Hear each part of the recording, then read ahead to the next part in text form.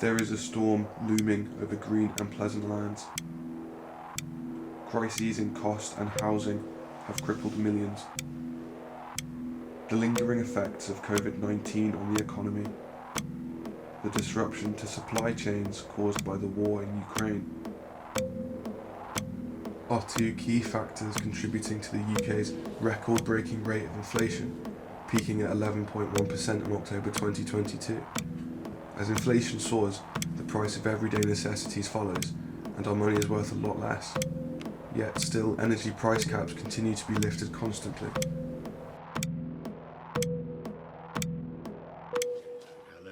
Hello.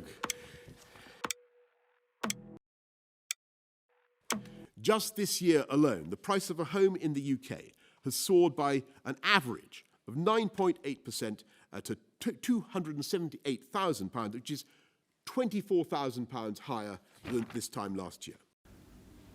In one part of the UK, the average house price has risen by a staggering 22% to £468,400, an increase in the last year alone of £86,000.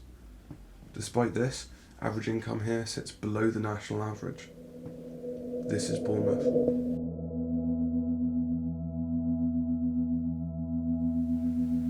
A quick way to assess house affordability is to compare average income with average house price. If you take the average price for a house in the UK and divide it by the average household's income, we see the value of property against years of salary required. If this figure hovers around 3, as it did back in 1997, housing is affordable and households are financially capable of paying their mortgages and rents. If this affordability rating rises above 5 or 6, housing is severely unaffordable, and households will struggle to make payments, and first-time buyers will have a hard time finding a home.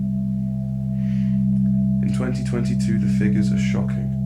The average household would need between 7 to 8 years of income to afford a house. In Bournemouth, the rating is alarmingly higher, with an affordability rating of 11.3 years of income against cost. The United Kingdom has not seen housing so unaffordable since the Victorian era. Many here live in anxiety that they will not be able to keep their homes or stay warm this winter. I was able to speak to Grace, a mother of 3, who shares these fears for herself and her children. They wrote me a message saying, oh, the rent has gone up. It's no longer $1,200, it's now $1,300. They said something about the cost of living and all of that. The next mail I received was threatening. Oh, if you know you cannot pay this money, move out of the house, we'll give you time to move out. There's so many things I'm spending my money on, electricity bill, water bill, internet. My salary is not enough to pay my rent. The money is never enough. That's all I can say. That's all I can say. The money is never enough.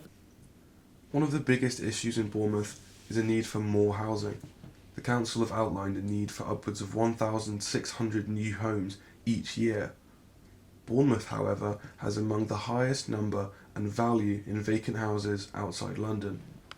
Many are holiday homes for the wealthy. I took a camera to Sandbags in Poole, to a road called Panorama. Here the average property is worth £5.7 million. Just 10 minutes down the road into Poole is Seldown Road. Average price, £79,000. With so many in desperate need here on the coast, charity organisations have been forced to step in and ensure that the most vulnerable of individuals stay fed this winter. I think BCP Council is an absolute disgrace. They should be doing this. We shouldn't have to come here putting our money out of our own pockets to feed people when it's their duty of care to make sure everyone's safe, well, and have a home. I reached out to the council for comment, but they have ignored my requests. So that no matter where you are born or what's your background, we will give you the chance to fulfill your potential. Thank you.